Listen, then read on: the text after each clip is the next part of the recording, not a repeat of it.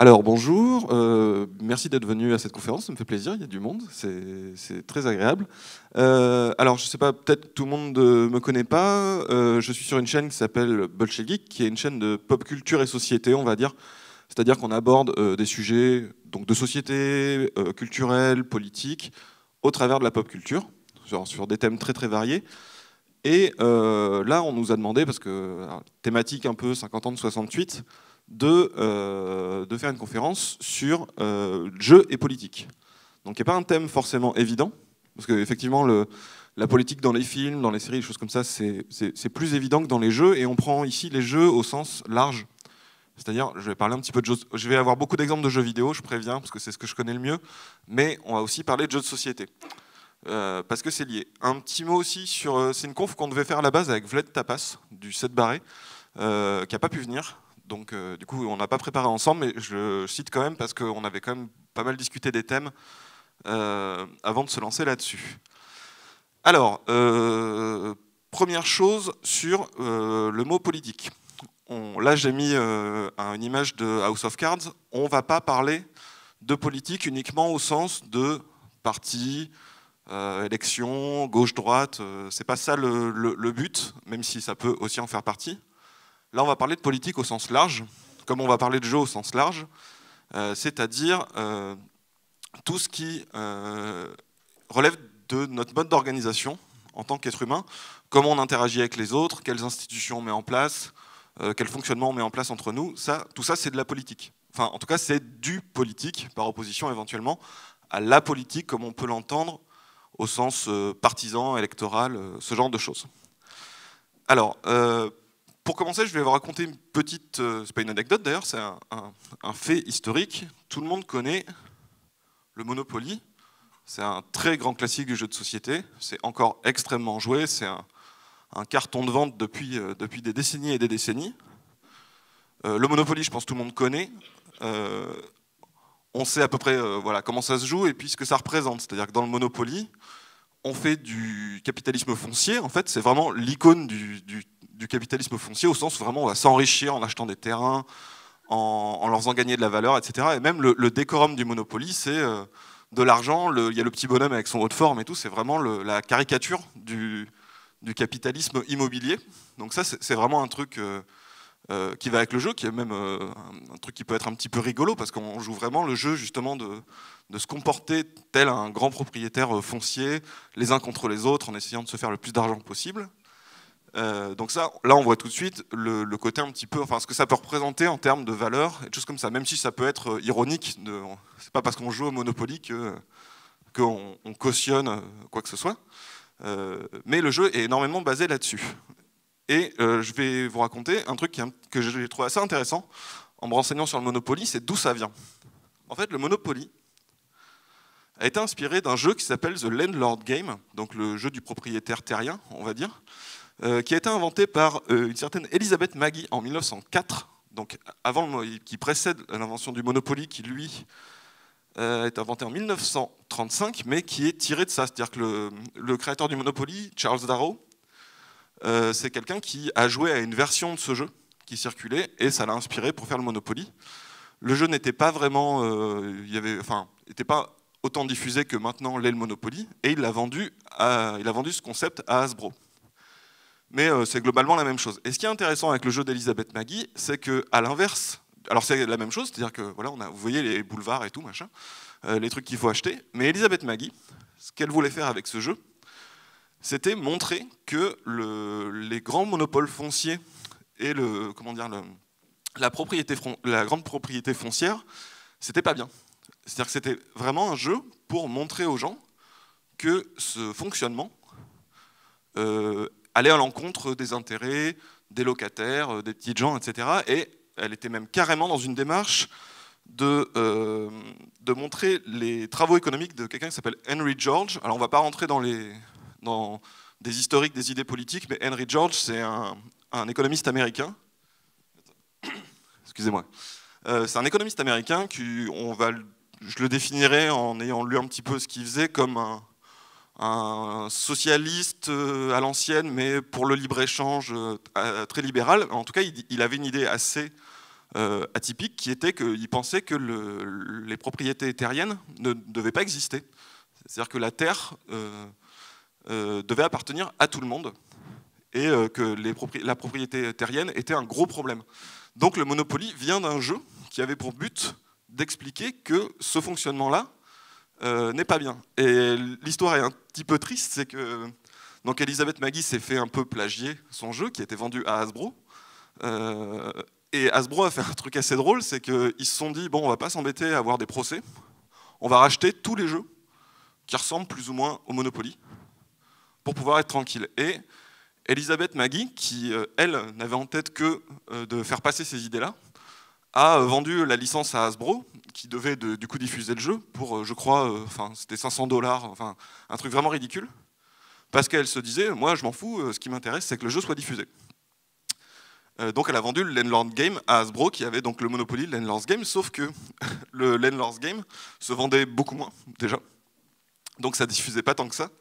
Et surtout, ils ont enlevé la notice au bout de quelques éditions, et donc il n'y avait plus d'explication économique et pédagogique de ce que voulait faire Elisabeth Maguy. Par contre, j'oublie toujours son nom, Charles Darrow, l'inventeur du Monopoly, lui, est le premier millionnaire du jeu de société. Donc c'est un petit peu triste, du coup. C'est-à-dire que lui, il a vraiment réussi à capitaliser là-dessus et à virer complètement l'aspect pédagogique du jeu. J'ai un autre exemple de jeu de société dont on n'imagine pas forcément ce qu'il voulait transmettre, qu'il y avait une volonté de transmettre, c'est un jeu inventé par H.G. Wells, donc, voilà, qui est très connu notamment pour la guerre des mondes, ce genre de choses, qui était engagé politiquement, on va dire pareil, c'était un socialiste, même si on ne va pas rentrer dans les détails, mais il était orienté à gauche, on va dire, sur l'échiquier de l'époque, voire très à gauche, et il adorait les jeux de petits soldats. Et H.G. Wells a inventé un système de règles qui s'appelle Little Wars, qui est un système pour jouer avec des petits soldats, et qui est en fait l'ancêtre des wargames. C'est-à-dire que ceux que vous voyez dans les salles où ils font du Warhammer 40 000 et tout, ça vient de là. C'est-à-dire qu'il a inventé vraiment un système de règles figé, qu'il a mis dans un bouquin, pour pouvoir jouer avec des petits soldats, avec les règles pour les distances, et notamment c'est lui qui a inventé la notion de morale, le moral des troupes, qu'on retrouve dans les wargames maintenant. Mais ce qui est intéressant là-dedans, c'est surtout qu'il était très connu pour être pacifiste. C'était une de ses plus grandes causes, il était contre la guerre, il était contre les frontières. Et c'était un peu son cheval de bataille, sans mauvais jeu de mots. Et lui, il disait, donc c'est un jeu, on va dire, d'escarmouches, de petits soldats. Et ça s'appelle Little Wars parce que c'est des petites escarmouches.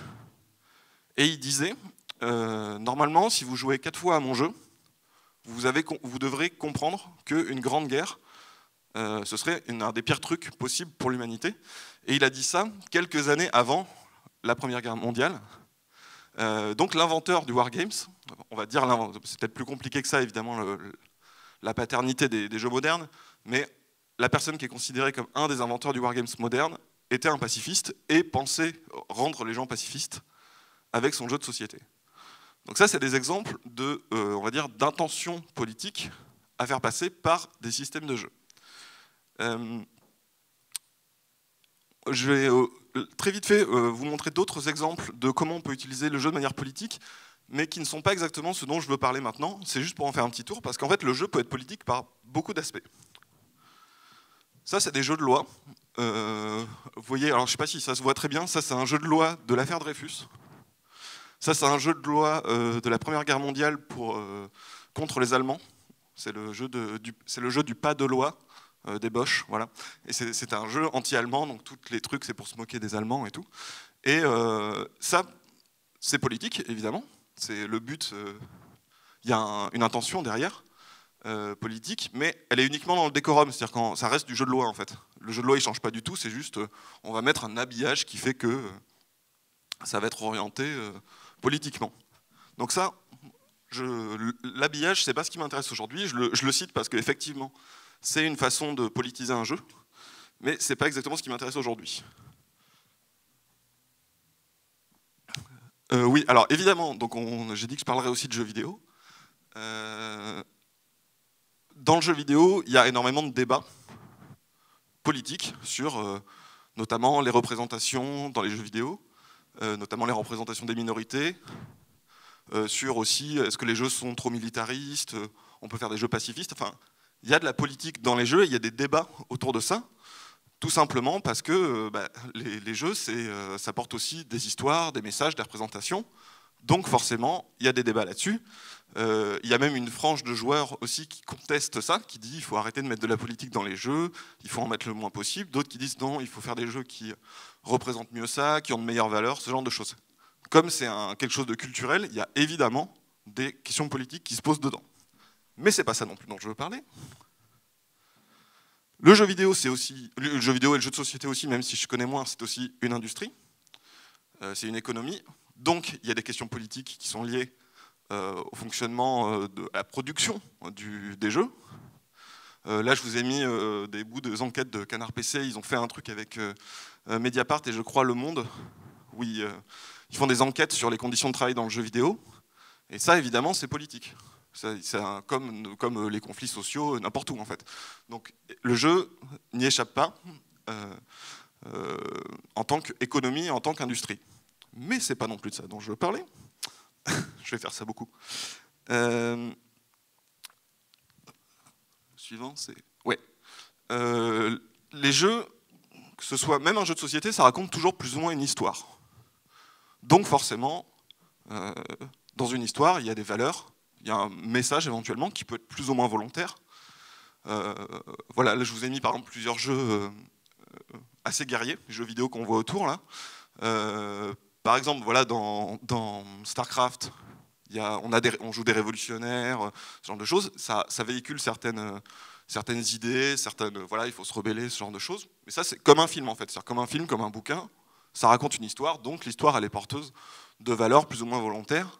Là, on a Space Ops The Line, qui est un jeu qui est un jeu de guerre, mais qui est reconnu pour son message qui est volontairement anti-guerre. Et à l'inverse, vous avez par exemple Homefront, qui est un jeu où les États-Unis doivent résister à l'envahisseur, je crois que c'est la Corée du Nord et tout, et qui est un jeu vraiment old school, comme les films américains des années 80, très patriote, ce genre de choses. Ça, c'est lié à l'histoire.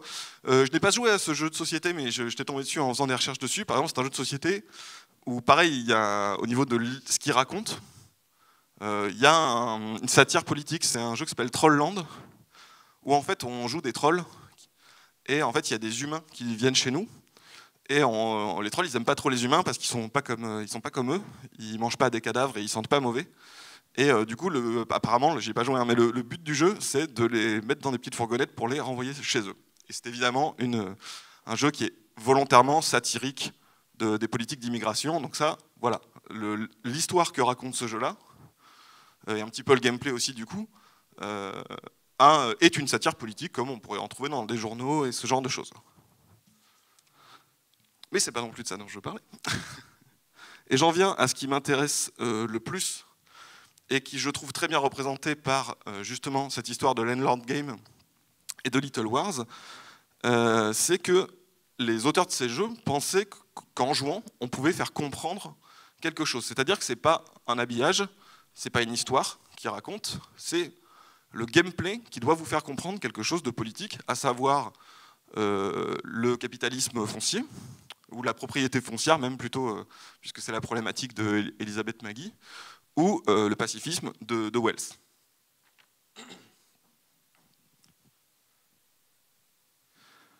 Et donc ça, c'est intéressant parce que comment juste le système de jeu peut être porteur de valeurs ou faire comprendre des choses.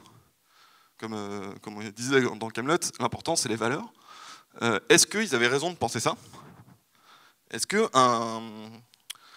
jeu, ça peut vraiment porter des choses juste par le comment on y joue et on va dire les contraintes du système de règles.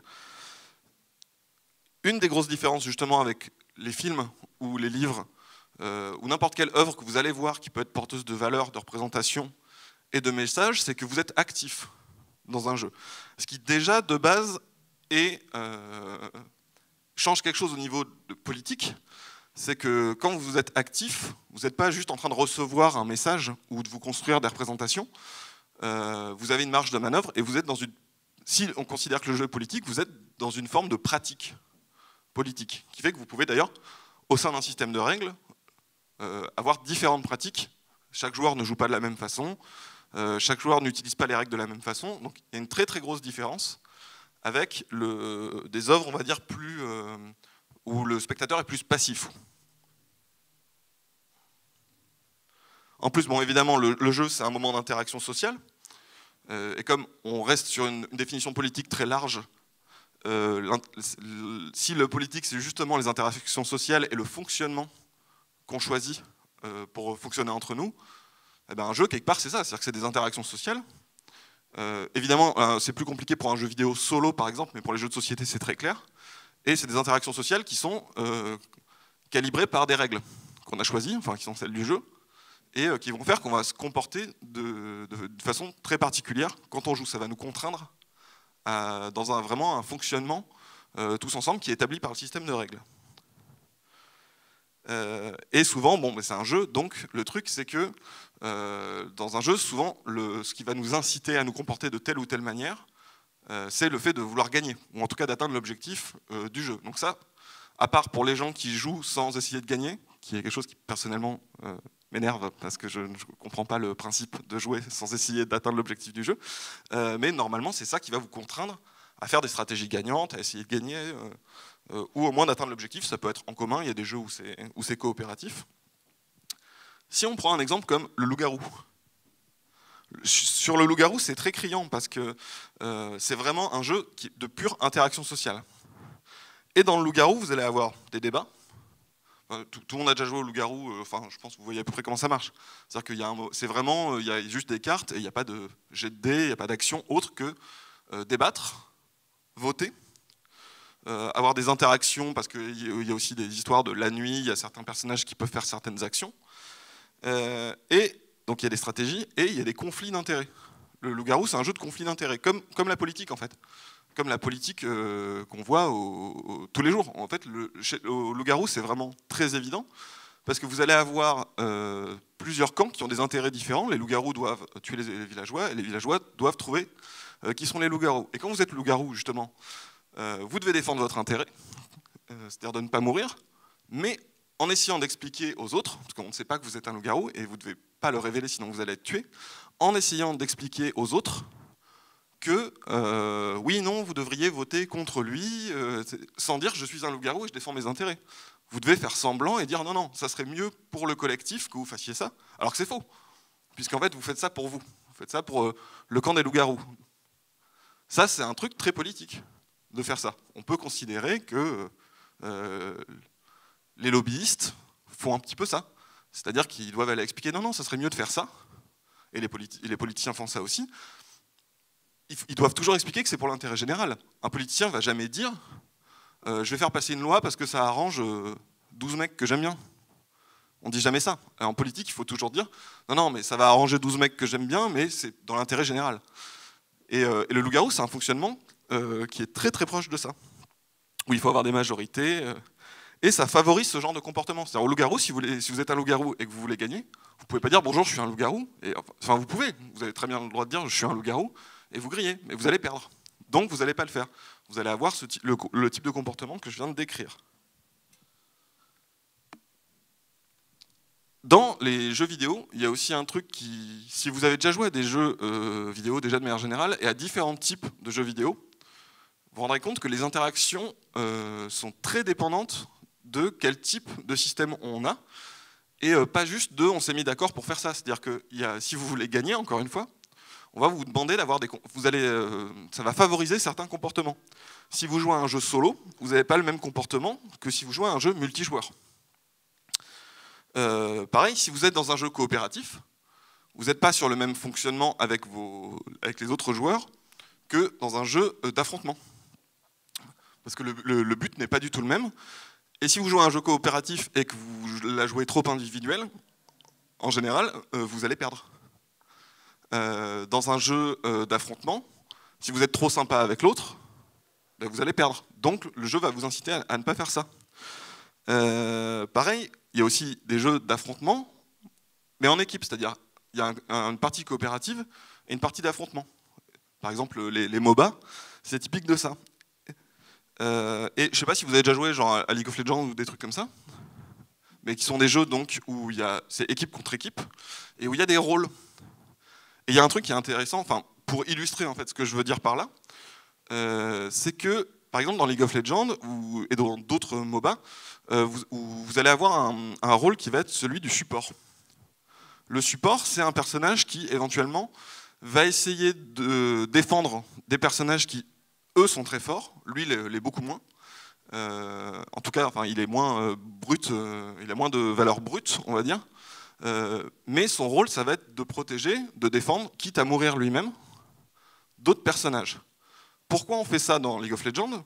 Pas parce qu'on trouve ça marrant et qu'il y en a un qui est sympa et qui se dit « ouais, moi j'aime bien défendre les autres, donc je vais le faire parce que je suis comme ça ». C'est pas ça. C'est le fonctionnement du jeu qui veut ça. C'est-à-dire qu'il y a des personnages, on va dire, qui sont plus intéressants à sacrifier pour les autres parce que ça va être mieux dans l'équipe d'avoir tel personnage qui est très très fort et qui est protégé par les autres. Donc, quand on joue un poste comme ça, c'est pas une question de. Ça peut être une question de personnalité de choisir ce poste, mais le fait que ce poste existe n'est pas lié à la personnalité des gens. C'est pas juste qu'il y a des gens qui sont sympas. C'est un système de règles qui fait que on va s'organiser dans l'équipe avec ces rôles-là, et si vous ne le respectez pas, vous avez de fortes chances de perdre. Donc automatiquement, les gens vont le faire. Je sais qu'il y a des gens qui jouent à Overwatch ou des trucs comme ça, c'est toujours un problème sur les jeux multi, quand tout le monde veut jouer les mecs qui tuent tout le monde, et que personne ne veut être là pour soigner les rôles un peu ingrats comme ça. Les équipes qui font ça, généralement, perdent. Donc c'est vraiment quelque chose qui favorise, c'est des structures qui favorisent des comportements. Oui, aussi, pour illustrer encore cette idée-là, et bien faire la différence, parce que les jeux maintenant sont très scénarisés, il y a beaucoup d'histoires, de personnages, de choses comme ça, et pour bien faire la différence entre ce qui est une histoire qui peut être porteuse de valeur et un gameplay, un fonctionnement politique qui est montré dans un gameplay, si vous jouez à des jeux de gestion, de stratégie, là j'ai mis StarCraft parce que c'est trop mignon et j'aime bien StarCraft, dans StarCraft, il y a 3 peuples, c'est de la science-fiction, qui ont des fonctionnements différents, ce qu'on voit dans l'histoire. C'est-à-dire que vous avez les Zergs, c'est un peu genre les aliens, à la Alien, les films, quoi. Ils grouillent partout, ils sont pleins, ils ont une espèce d'esprit de ruche, c'est un peu des insectes. Les humains, donc c'est des Marines, donc c'est des mecs avec des grosses armures et tout, qui ont des espèces de gros pistolets et tout, qui sont aussi très nombreux, mais qui sont obligés de compenser par de la mécanique parce qu'ils sont moins forts que les autres. Et vous avez les Protoss, qui sont un peuple un peu ancien, et donc qui ont des technologies très très avancées, mais qui sont très peu nombreux. Et donc ça c'est très bien expliqué dans l'histoire. Je prends StarCraft aussi comme exemple parce que je trouve que c'est un jeu qui a un univers qui est cool, qui montre bien les interactions entre ces peuples-là et tout. Mais ce qui est intéressant, c'est que le gameplay montre ces 3 systèmes politiques-là. Quand vous jouez Zerg, vous pouvez produire des unités qui ne sont pas très fortes, mais vous pouvez en produire énormément. Donc vous avez tendance à faire des unités de chair à canon. C'est-à-dire que quand vous jouez Zerg, vous jouez d'une manière qui correspond au fonctionnement politique. On parle de fonctionnement politique du coup au sens très large, parce qu'évidemment c'est un fonctionnement d'insectes, mais c'est quand même un fonctionnement social en fait. Vous jouez comme ça. Quand vous êtes Terran, c'est pareil, vous allez jouer différemment de quand vous êtes Protoss, où les Protoss, vous allez avoir des unités très fortes, mais qui coûtent très cher, et vous ne pouvez pas en faire beaucoup. Donc, par exemple, si vous affrontez, disons, en prenant les 2 extrêmes entre Zerg et Protoss, vous allez avoir quelqu'un qui va envoyer ses unités comme un bourrin par vague, en produire plein, se répandre partout. Si vous jouez Protoss, votre intérêt, ça va être de sauver vos unités parce qu'elles vous sont précieuses. Donc vous devez faire des dégâts sans perdre, des choses comme ça. Et ça correspond au système politique et aux cultures, on va dire, qui sont montrées dans le jeu. Alors tous les jeux réussissent pas ça, hein. Il y en a où en fait, bon, c'est pas aussi travailler avec ça. Il y a des jeux où en fait, ils vous montrent 3 civilisations, et en fait, globalement, c'est la même chose. Genre le premier Warcraft, si je dis pas de bêtises, vous avez les humains et les orques, donc il y a un background autour d'eux, ils n'ont pas du tout la même culture. En fait, en jeu, ils ont globalement les mêmes unités, c'est juste ils ont changé leur look. Et là, du coup, il n'y a pas du tout cet aspect-là dans le jeu, c'est vraiment purement folklorique, le background derrière. Mais c'est un truc qui peut passer par le gameplay. Alors là, je vais prendre un exemple que j'aime beaucoup et que je pique à Game Next Door, qui est une émission en ligne qui parle de jeux vidéo, qui est très très intéressante, je vous le conseille, et qui Alors je prends cet exemple parce que j'aime beaucoup ce jeu, c'est un jeu qui s'appelle Darkest Dungeon, c'est peut-être un petit peu moins connu, ouais, voilà, il y en a qui connaissent, c'est très très bien. C'est un jeu où en fait en gros on envoie des aventuriers dans un domaine où il y a dont on a hérité, où il y a des morts vivants, enfin c'est infesté de plein de saloperies. Et on envoie des gens, et c'est un jeu qui est très intéressant parce que déjà quand les personnages meurent, ils meurent définitivement, on ne peut pas reprendre de sauvegarde ni rien, même si ça fait 15 heures de jeu que vous êtes en train de booster un personnage et tout, et vous faites une boulette, il meurt et c'est au revoir, on ne le voit plus jamais. On peut les personnaliser, etc. Et ce qui est très intéressant dans cette vidéo de Game Next Door, j'ai oublié le nom de la vidéo par contre, je suis désolé, mais vous pouvez aller voir, ils ont des thématiques vraiment intéressantes. Ce qui est intéressant dans ce jeu, c'est que donc, les personnages, au fur et à mesure, ils deviennent un petit peu fous, aller dans ces donjons, et en fait on peut les envoyer se reposer pour qu'ils soient moins stressés, mais ça coûte de l'argent. On peut les envoyer se faire soigner pour leur enlever des tares qu'ils auraient pu développer dans le donjon, on peut leur acheter du matériel, et tout coûte très cher. Et toutes les expéditions qu'on fait se financent, et la problématique du jeu, c'est de réussir à continuer à envoyer des expéditions et d'être en positif. C'est-à-dire qu'il faut que l'expédition rapporte plus que ce qu'elle a coûté. Et au début, quand on commence ce jeu, on se dit ah ouais, on a plein de personnages, on peut leur donner des noms, on peut leur changer les couleurs et tout. Donc moi, par exemple, ce genre de truc, j'aime bien, je leur donne des petits noms, et c'est un peu mes copains, je sais bien. Sauf qu'en fait, très vite dans ce jeu, on arrête de faire ça, ou alors on arrête de jouer. Parce que comme les personnages déjà ils meurent un peu bêtement, il y a énormément d'aléatoires, donc des fois vous faites une erreur qui est pas très grave et vous perdez quelqu'un. Et tout coûte très cher. La seule chose qui ne coûte rien dans Darkest Dungeon, c'est recruter des nouveaux. Parce que c'est des aventuriers, ils veulent partir à l'aventure, ça ne coûte rien. Et du coup, c'est un jeu qui petit à petit, quoi que vous ayez voulu faire, si vous voulez avancer, vous devenez cynique et vous envoyez les gens à la boucherie. Et ça, c'est très malin. Parce que moi, personnellement, ça m'a parlé parce que justement, ça m'a fait ça. J'aime beaucoup personnaliser mes petits bonhommes et tout. Très très vite, on s'en fout. Il faut arrêter. Il faut faire le deuil, il faut se dire, c'est de la chair à canon. Et ça, c'est très malin parce que c'est pas quelque chose qu'on vous dit dans l'histoire. On vous dit pas, là, maintenant, vous pouvez être cynique, appuyez là pour être gentil, appuyez là pour être méchant. Comme font certains jeux. Il y a des jeux, leur vision des choix, c'est ça. C'est-à-dire que c'est type Infamous, c'est des très bons jeux, c'est très bien, où on peut jouer un super gentil ou un super méchant. Mais c'est un truc un peu tout bête, c'est-à-dire que c'est bon, je vais choisir d'être gentil ou je vais choisir d'être méchant, c'est à vous de voir et après vous adaptez votre comportement là-dedans. Là, c'est pas le cas, c'est le jeu qui vous pousse à changer, à réfléchir différemment, à avoir un rapport différent au jeu et aux personnages qu'il y a dedans. Donc ça, c'est un exemple que je trouve très très bien parce que c'est un truc qui vient petit à petit, c'est-à-dire que vous apprenez ça au fur et à mesure de votre avancée dans le jeu. Alors évidemment, il y a des jeux où c'est très évident, ce côté-là, c'est les jeux de gestion où vous allez avoir géré des civilisations, une ville. Alors là, il y a Civilisation, bon, c'est très connu. Ça, c'est City Skyline, si je ne dis pas de bêtises. Et Tropico, où on joue une espèce de dictature dans les Caraïbes. Ça, c'est des jeux où c'est évident, ça saute aux yeux.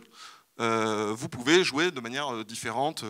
Par exemple, dans Tropico, vous devez gérer des factions. Il y a vraiment des factions politiques, donc vous pouvez être plus nationaliste, plus communiste. Le choix est très très évident. Civilisation, c'est pareil, vous pouvez être plus... parce qu'on fait, comme je disais au début, on fait des choix politiques dans un jeu, parce que c'est un jeu, donc on est actif. Donc à Civilisation, vous pouvez être plus basé sur la science, la culture, vous pouvez être plus militaire, vous pouvez vous comporter de façon très très différente avec les autres joueurs. Mais vous n'êtes pas complètement libre en fait. Encore une fois, parce que vous voulez atteindre votre objectif. C'est-à-dire que si dans Tropico, vous jouez d'une certaine façon, type vous jouez très nationaliste, eh ben, disons, les écologistes ne vont pas vous aimer. Mais c'est pas qu'un choix, c'est-à-dire qu'à un moment donné, si les écologistes vous aiment pas, dans Tropico, vous allez avoir un problème avec eux.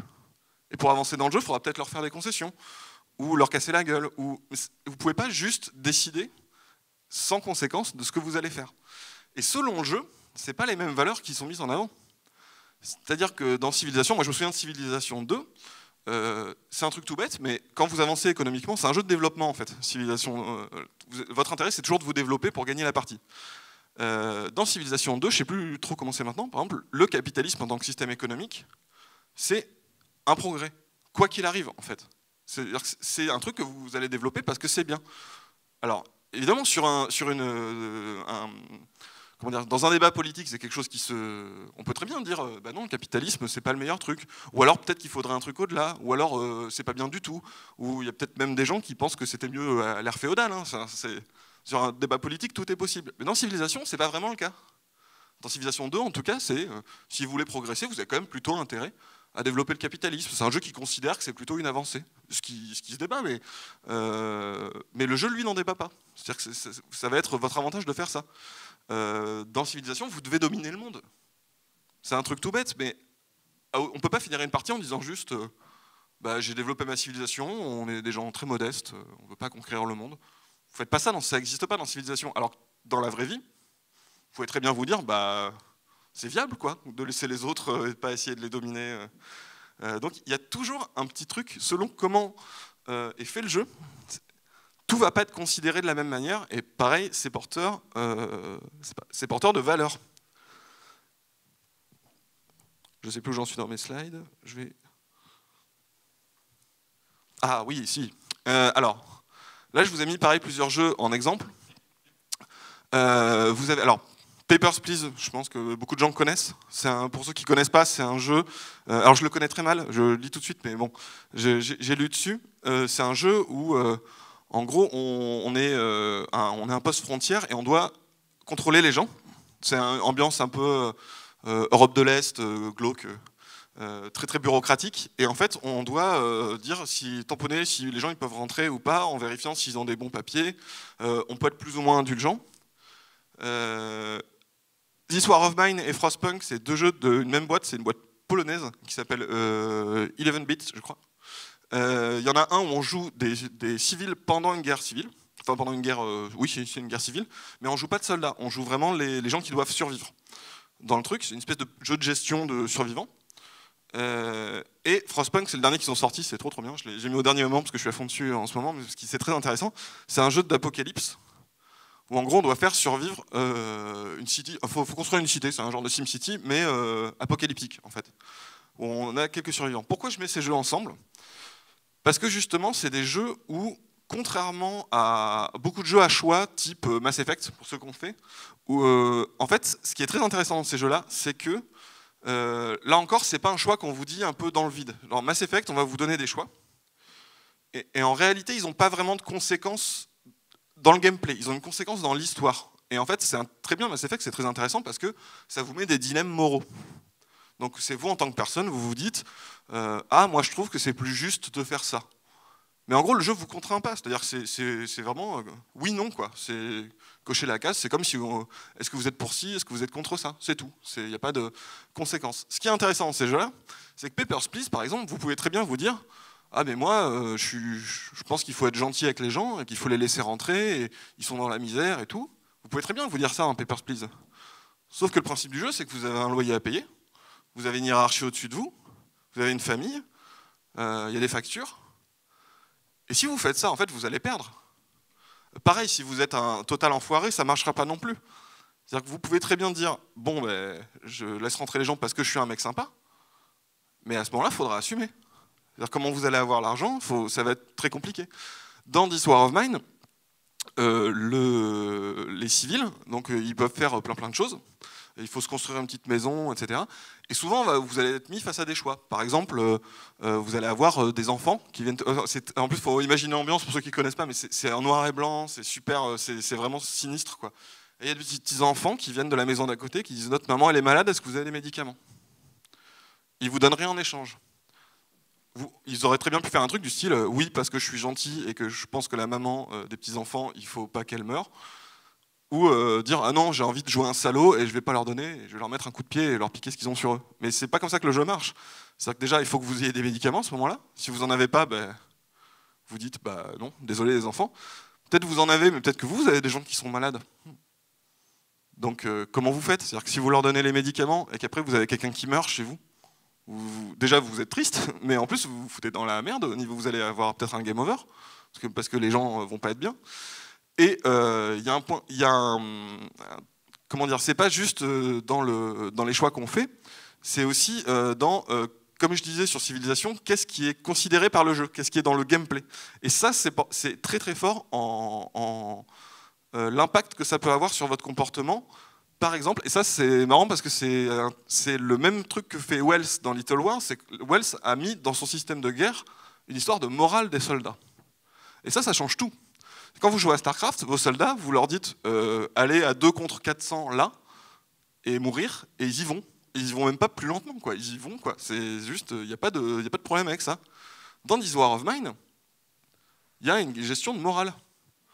Par exemple, si vous tuez des gens dans This War of Mine, si vous allez piquer, il y a des petits vieux qui vivent dans une baraque, ils ont des médocs, et vous dites je m'en fous, c'est un jeu vidéo, je les tue, et je prends leur médoc, que vous en fichez. Ben en fait, vos personnages vont faire des dépressions. Parce que vous avez volé des petits vieux et vous les avez tués. Et les personnages le vivent mal, ça. Et du coup, en fait, vous avez fait un truc qui est purement égoïste, mais ça ne va pas vous faire gagner du tout. Et ça change tout dans comment vous allez aborder le jeu. Dans Frostpunk, il y a, pareil, il y a des choix à faire, du style, vous pouvez faire travailler les enfants à la mine, vous pouvez faire des trucs comme ça. Mais il y a une jauge de mécontentement et une jauge d'espoir, qui sont deux choses séparées. Vous pouvez très bien dire, pareil, ouais, je vais jouer comme un salaud, et faire genre bosser les enfants à la mine, mettre de la sueur dans la soupe pour faire des économies, ce genre de choses. Vous pouvez très bien vous dire ça et vous détacher complètement du jeu. S'il n'y avait pas ces jauges-là, vous pourriez très bien le faire, vous pourriez très bien aborder le jeu de cette façon. Mais vous ne pouvez pas parce que si vous enchaînez les décisions comme ça, au bout d'un moment, les gens vont se révolter. Et du coup, ça va impliquer que vous allez devoir... si vous voulez jouer comme un salaud, les gens ne sont pas contents. Donc il va peut-être falloir mettre plein de postes et faire des exécutions sommaires. Et vous allez rentrer dans un cercle comme ça. Si à l'inverse, moi j'ai plutôt fait une partie où j'essaye de maintenir les gens contents. Alors j'ai pas trop de problème du coup de gestion de l'ordre parce que les gens voilà, ils sont plutôt satisfaits. Sauf que je suis obligé d'assumer derrière. C'est-à-dire que ça coûte cher. C'est-à-dire que pour qu'ils soient contents, ben, je ne peux pas faire bosser les enfants à la mine, par exemple. Donc j'ai de la main d'œuvre en moins par rapport à un joueur qui ferait ça. Donc vous ne pouvez pas juste décider du truc tout bêtement comme ça. Dans Frostpunk, il y a un moment où, par exemple, il y a des survivants qui arrivent, et ils arrivent par 3 vagues, en fait. Et c'est des réfugiés. Et en plus, ils sont malades et tout, parce que c'est la fin du monde, donc ils ont traversé le grand froid et tout. Ben moi, si je me dis, en tant que moi, personnellement, moi, je pense qu'il faut accueillir les réfugiés. Ok. Très bien. On pourrait avoir un jeu comme ça où on dit, est-ce que vous êtes pour ou contre ? Et d'autres gens diraient, non, moi je pense qu'on ne peut pas accueillir toute la misère du monde. Le problème dans Frostpunk, c'est que si vous accueillez pas les gens, si vous dites, je suis en mode Defend Europe, et non, vous ne passerez pas, on ne peut pas accueillir toute la misère du monde, l'espoir chez vous va baisser. Parce qu'on rejette des gens dans la neige, ils vont mourir. Donc ça va impacter votre jeu, il va falloir assumer cette décision. Si à l'inverse, vous faites comme moi, vous dites, ok, je prends tout le monde, première vague, deuxième vague, troisième vague, il faut assumer derrière. Il faut mettre les infirmeries, ça va coûter cher, et vous êtes obligé d'assumer vos choix, et vous ne pouvez pas juste cocher un petit QCM de ce que vous pensez. C'est-à-dire que ça va vous confronter vraiment à, politiquement, ce que vous pensez. Évidemment, pas dans la réalité, puisque c'est un jeu donc, qui ne fonctionne pas comme le monde réel, les problématiques sont différentes. Si c'était un jeu où justement il n'y avait pas de...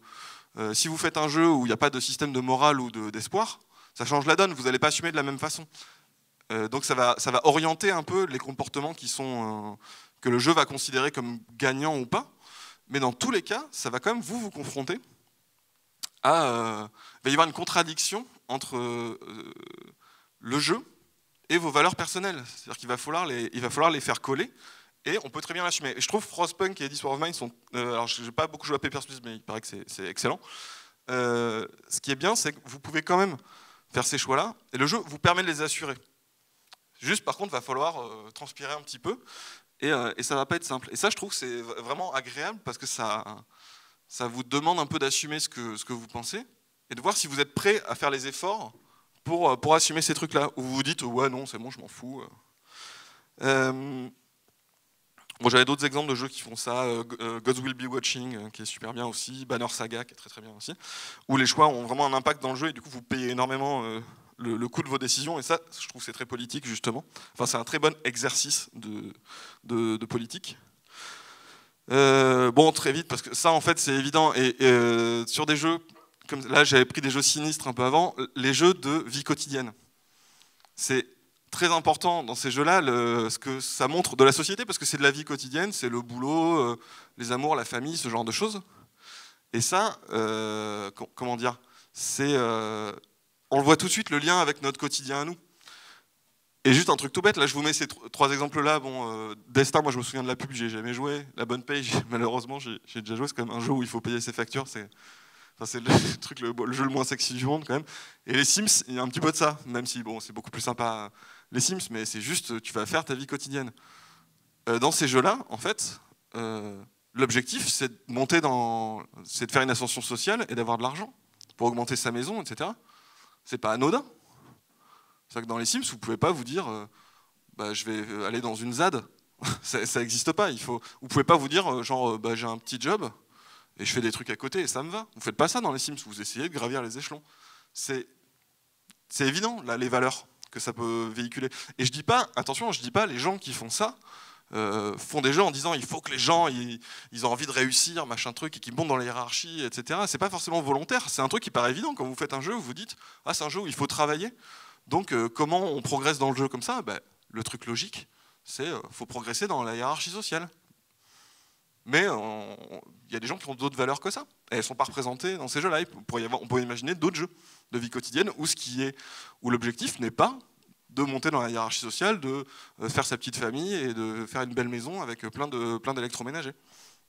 C'est tout à fait imaginable. Et ça changerait tout. J'en suis à combien là? Ok. Alors, je vais un peu accélérer. Enfin, question-réponse. J'avais mis Hotline Miami. Je ne vais pas en parler plus que ça, mais c'est un jeu qui est intéressant pour ce job, c'est très bien. Et c'est typiquement un jeu où on tue tout le monde. Parce que c'est même carrément le but du jeu. Et ce qui est intéressant dans Hotline Miami, c'est que c'est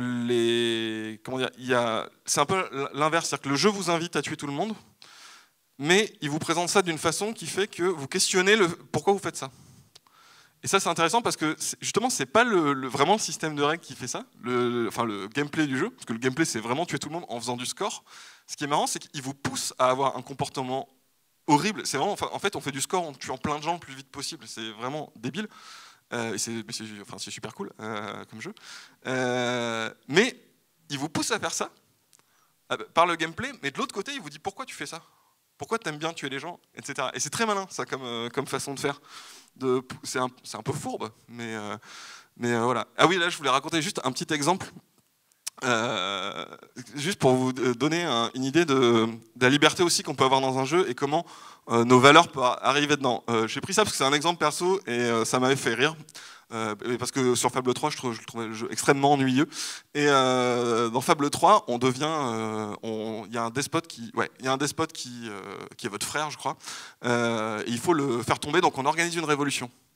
Donc c'est rigolo d'organiser une révolution, mais c'est une révolution pour vous mettre vous au pouvoir. Donc dans Fable 3, on peut être gentil, on peut être méchant. Par contre, c'est forcément une monarchie, quoi. C'est-à-dire que c'est juste il y a un gentil roi, c'est vous. Enfin, vous pouvez être méchant d'ailleurs, mais il faut virer le mec d'avant. Mais on n'a pas le choix. Et dans Fable 3, il y a un truc qui est typique de plein de jeux et qui m'énerve. Il y a un mécontentement chez les gens aussi, mais il faut gérer son royaume. Et il y a des impôts. Et en fait, dans Fable 3, comme dans plein de jeux, les impôts, les gens ne sont pas contents. C'est-à-dire qu'il y a des impôts généraux. En fait, c'est soit vous montez les impôts de tout le monde, soit vous baissez les impôts de tout le monde. Les impôts par tranche, ça n'existe pas. Et c'est un truc très médiéval, ça, de dire genre les impôts, c'est tout le monde. Donc, si vous voulez que les gens vous aiment bien, il faut baisser les impôts de tout le monde. Mais vous ne pouvez pas dire. En plus, il y a des gens très riches et des gens très pauvres dans Fable, c'est bien. Et vous ne pouvez pas séparer ça. Et moi, par exemple, dans mes valeurs, je considère que. Après, c'est un exemple, hein, c'est mes valeurs, hein, je n'impose pas ça du tout. Mais moi, ça m'embête parce que je voudrais bien faire payer certaines personnes plus que d'autres. Il y a des gens qui ont manifestement des manoirs dans le jeu, je ne suis pas d'accord. Donc ça m'ennuie un petit peu. Je me disais, c'est abusé, c'est un jeu qui me dit. Non, ça n'existe pas, les impôts, les gens n'aiment pas ça, c'est pas bien, ça les énerve, et si tu montes les impôts, t'es méchant. Et tout simplement parce que les impôts sont pas répartis. Et la seule solution que j'ai trouvée, c'est que dans le jeu, j'ai acheté toutes les baraques, et j'ai mis des loyers très élevés dans les manoirs, et des loyers gratos dans les trucs les plus pourris, et avec des intermédiaires. Et je me suis fait des tranches, comme ça, par loyer. Et du coup, en fait, ça marchait comme des impôts parce que ça m'a rentré de l'argent. Parce que son argent personnel, on peut l'investir dans les caisses du trésor, donc c'est un système d'impôts. Et du coup, il y a des gens qui m'aimaient pas du tout parce que je leur ai mis des loyers très, très chers. Mais bon, en même temps, ils vivaient dans des manoirs. Et pareil, on peut faire ça sur les prix des magasins. Et il y avait des gens qui m'aimaient beaucoup, donc ça faisait une moyenne. Et du coup, ça allait. Ce qui fait qu'en fait, j'ai dû un peu hacker le jeu. C'est-à-dire pour mettre en place un truc qui correspondait plus à... Bon, je m'ennuyais énormément sur le jeu, hein. Faut être tout à fait honnête, c'était vraiment un truc débile.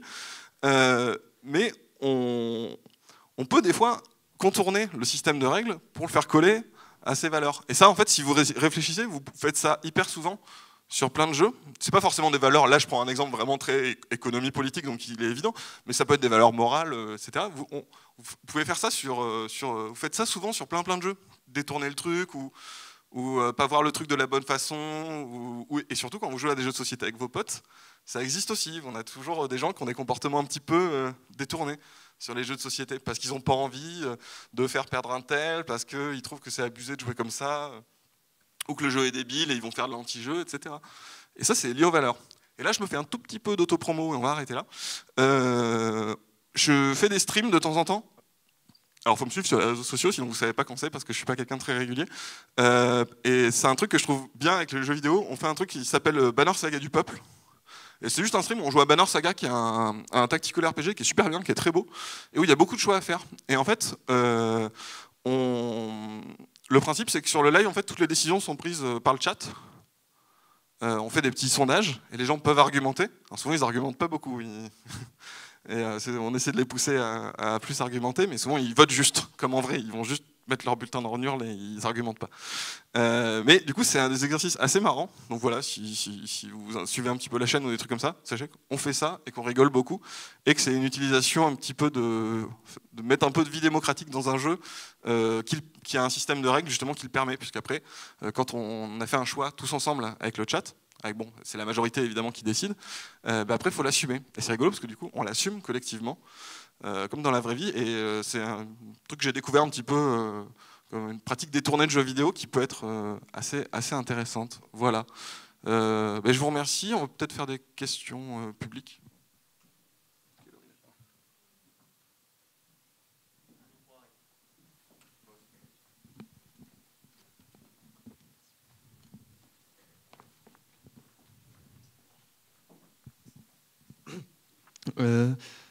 Donc, du coup, je me demandais, donc, parmi tous les jeux, donc il y en a énorme, mais énormément de jeux, la plupart, c'est des jeux qui sont axés sur la compétition entre les joueurs, tout ça. Des jeux qui sont vraiment plus sur la coopération, tout ça, finalement, c'est assez rare dans le tas. Non ? Ouais, alors ça, je pense qu'il faudrait... Là, c'est des trucs qu'il faudrait demander, je pense, vraiment à des sociologues du jeu. Et effectivement, je n'avais pas parlé de ça, mais ça, c'est un truc, je pense, qui est vachement lié au fait de jouer. C'est que... Mais en sport, c'est pareil. Enfin, quand on fait du sport, c'est pareil. Il y a un truc de compétition. Donc on est souvent les uns contre les autres. Alors ça peut être équipe contre équipe, mais il y a un truc comme ça. Et ça, je pense que c'est lié au simple fait que ce soit un jeu, et que du coup, il faut un objectif. Alors évidemment, il y a des jeux coopératif, où il y a même des jeux de société où on joue contre le jeu, tous ensemble contre le jeu. Et ça, parce que je suppose que ce que tu veux dire, c'est que justement ça met en avant des valeurs compétitives. Oui, c'est indéniable, mais je pense que c'est vraiment lié au jeu. Après, je sais qu'il y a des gens qui, ça faudrait justement demander à des théoriciens du jeu, ou des sociologues du jeu, il y a des gens qui mettent en avant des jeux plus basés sur la coopération. Après, moi, pour être tout à fait honnête, je ne suis pas sûr qu'il faille catégoriser en disant oui, le jeu c'est compétitif, donc ça met en avant que des valeurs, enfin c'est une valeur compétitive, et genre comme dans la société où on va être les uns contre les autres, parce que mine de rien, le jeu c'est aussi un moment où on joue ensemble, même si on joue les uns contre les autres, on fait semblant en fait, et c'est un moment d'interaction, et même quand on s'affronte, en fait, on fait quelque chose ensemble, selon des règles qu'on a établies, etc. Et je suis pas persuadé qu'il faille caricaturer je sais qu'il y a beaucoup de gens qui font ça en disant genre ouais, le jeu j'aime pas pour mes enfants parce que c'est trop compétitif, ou le sport c'est trop compétitif, moi je leur fais jouer à des trucs où c'est que de la coopération, et je pense que c'est un tout petit peu plus compliqué que ça.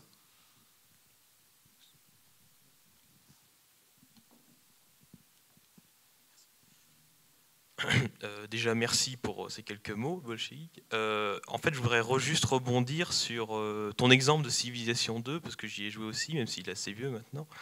En fait, ça m'a fait penser à une chose, c'est que la plupart des jeux de gestion-stratégie, par rapport aux valeurs que véhiculent les jeux, consciemment ou pas, la plupart de ces jeux, ils promeuvent en fait la croissance, je trouve. Avoir une ville toujours plus grande quand c'est SimCity, avoir un peuple toujours plus économiquement évolué, etc. Et dans la plupart de ces jeux, on ne voit pas la conséquence de la croissance, en fait, parce qu'il y a la pollution, voilà, etc. Et dans Civilization 2, je crois que c'est le seul jeu que je connaisse où, à la fin de la partie, enfin un jeu de stratégie en tout cas, à la fin de la partie, en fait, il y a la pollution et le monde, il devient détraqué. Et ça, je trouve que c'est un bon exemple. C'est un cas à part qui confirme la règle qu'on ne parle jamais des mauvais côtés de la croissance dans ce jeu-là. Donc en fait, c'est plutôt une remarque de ma part, mais qu'une question, mais c'est très intéressant en tout cas. Ouais, c'est une très bonne remarque, tu as tout à fait raison. Il y a un truc, par contre, qui est paradoxal, et on s'est fait la réflexion il n'y a pas longtemps. Ça, c'est évident. En plus, de toute façon, ça correspond un peu à l'ère du temps. Les jeux, ils sont dans l'ère du temps. Donc, évidemment, économiquement, le discours majoritaire, c'est quand même plus la croissance. Bah, la plupart des jeux ont ce discours-là. C'est pas méchant, mais c'est normal. Après, ça sera justement, ça doit être rare les jeux où il y a vraiment où si tu produis trop, pas d'écologie. Mais il y a un truc intéressant avec les jeux de gestion qu'on s'est rendu compte il n'y a pas longtemps. En fait, un jeu de gestion, de fait, c'est toujours très différent de tel que l'économie fonctionne maintenant, parce que la plupart des jeux de gestion, en fait, c'est une économie planifiée. Et ça, c'est un peu marrant, parce que, en fait, il n'y a pas vraiment de jeu de gestion où on gère l'économie telle qu'on le fait majoritairement, on va dire, dans le monde occidental, c'est-à-dire avec un peu d'État et puis les autres font leur vie. Enfin, l'économie fait un petit peu sa vie et on injecte un peu des trucs dedans. Dans un jeu, on est toujours un petit peu tout puissant. Donc, dans les jeux de gestion, il y a ça. Et par exemple, dans un jeu de gestion, on dépense tout le temps. C'est-à-dire qu'il n'y a pas d'accumulation de ressources, par exemple, dans un jeu de gestion. C'est très, très rare. Un jeu de gestion où vous invite à avoir beaucoup de ressources. Normalement, si vous êtes bon à un jeu de stratégie ou à un jeu de gestion, c'est que vous dépensez tout le temps. Parce que si vous avez de l'argent dans vos caisses, ça ne vous sert à rien, alors que vous pourriez construire des trucs. Et c'est marrant, parce que ça, c'est des trucs en fait, qui sont liés au jeu. Ça serait chiant, un jeu où en fait, on ne peut rien faire. Et juste, on dit, bah, je vais augmenter un peu le SMIC. Ça serait chiant. Enfin, si on veut construire des bâtiments, on veut dire, là, on va mettre une usine de ça, etc. Ça marche pas comme ça en vrai. Dans les trucs, mais ça c'est lié au genre même. Et c'est un truc, c'est amusant.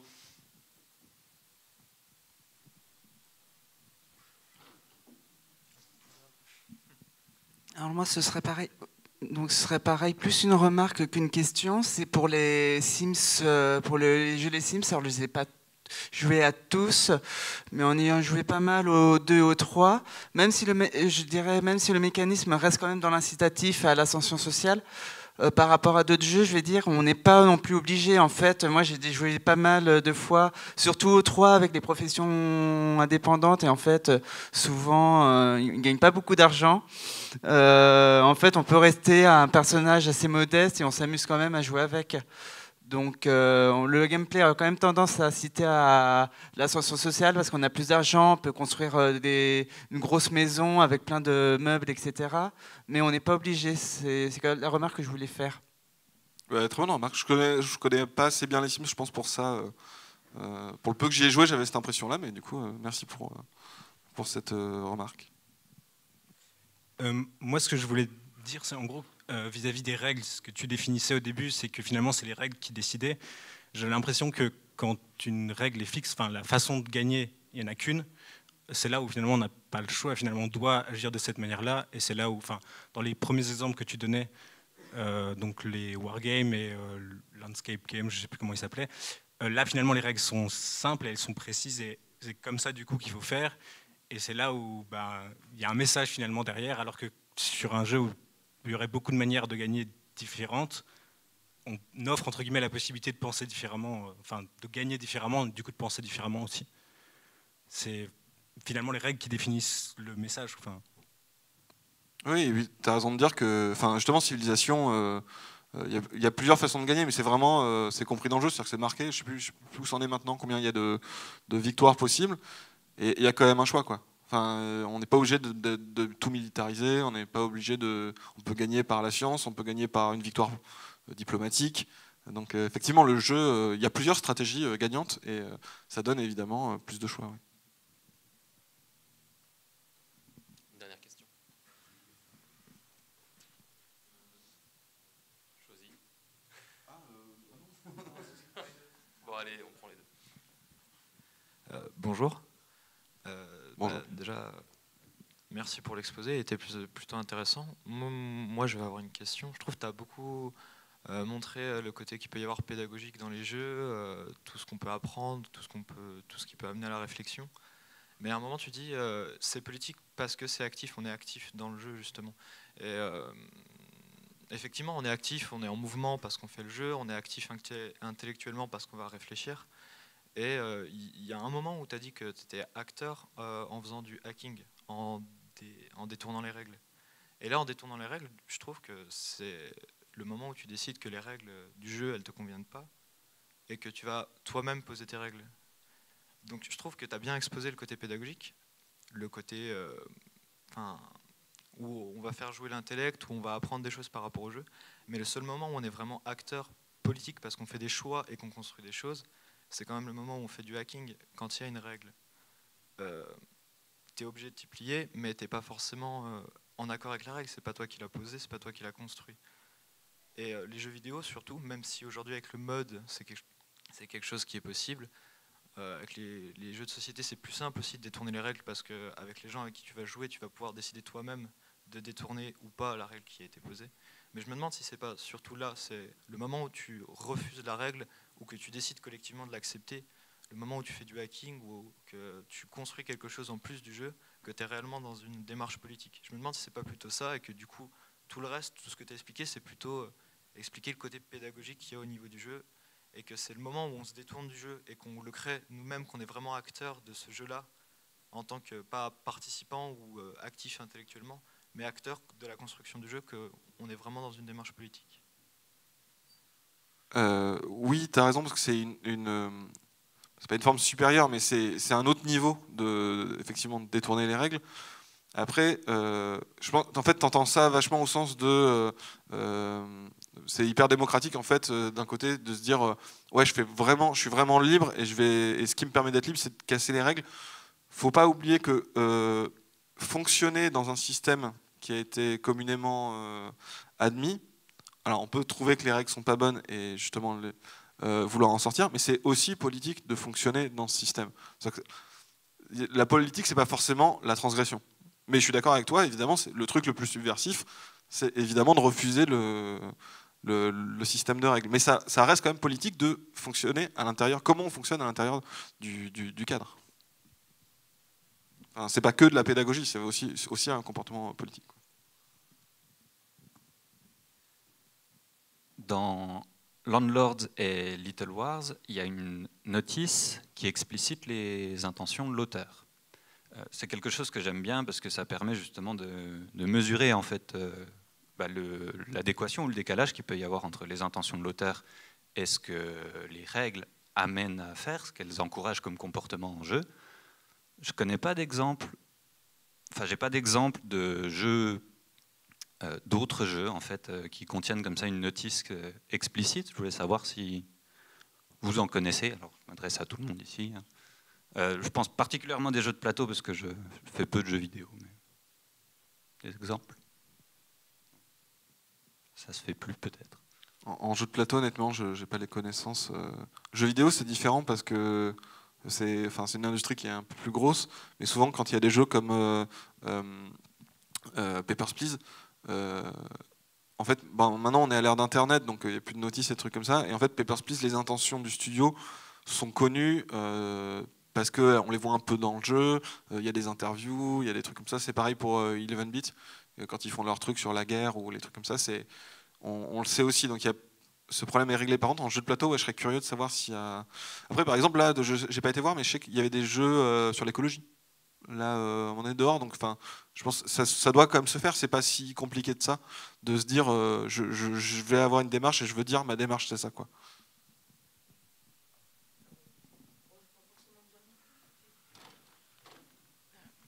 Oui, c'était pour rebondir sur les intentions avouées ou non. On n'a pas parlé du tout des serious games qui se développent de plus en plus.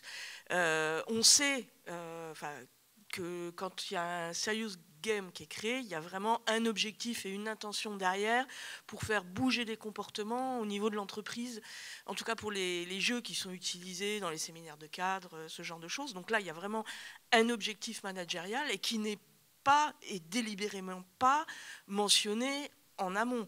Les organisateurs le savent, ceux qui ont acheté le jeu ou créé le jeu, ceux qui l'ont acheté, enfin, ou qui ont payé des prestataires pour une séance de jeu, savent quel est leur objectif, mais les joueurs, en fait, ça tient un peu de la manip aussi, quoi. C'était pas une question, mais... Non, mais très bon exemple. Hein. Voilà. Je sais pas si tu as d'autres apports sur les serious games, comme on en a pas parlé. Non, je connais un peu mal les serious games, parce que c'est vraiment un truc qui est lié beaucoup au monde de l'entreprise. Après, je sais qu'il y a des serious games sur des... Pareil, ça peut être sur l'écologie, des choses comme ça. Quand il y a des game jams et qu'ils ont des thèmes, ça peut être... Là, il me semble, la game jam qu'ils ont fait, il y avait un thème qui était un peu 68 art et tout. Donc, comment ? Oui. Il est interdit d'interdire, voilà, il me semble bien que c'était un truc de 68, donc je suppose que les jeux, du coup, vont être allés là-dessus. Mais par exemple, il y avait une game jam aussi qui avait carrément été... je ne l'ai même pas cité, c'est trop bête, mais je le cite maintenant. Du coup, Mediapart avec Canard PC, ils avaient fait une game jam sur le politique. Alors c'était vraiment politique au sens institutionnel quand même, et c'était des trucs de démocratie et tout. Mais là, les intentions sont annoncées. Les intentions sont annoncées dans ces cas-là. C'est pas un truc corporatiste où ça va être du management. C'est pas du management en fait, quoi. Merci, on va s'arrêter là pour respecter le timing. Donc merci beaucoup, Monsieur Geek, d'avoir fait tout ça.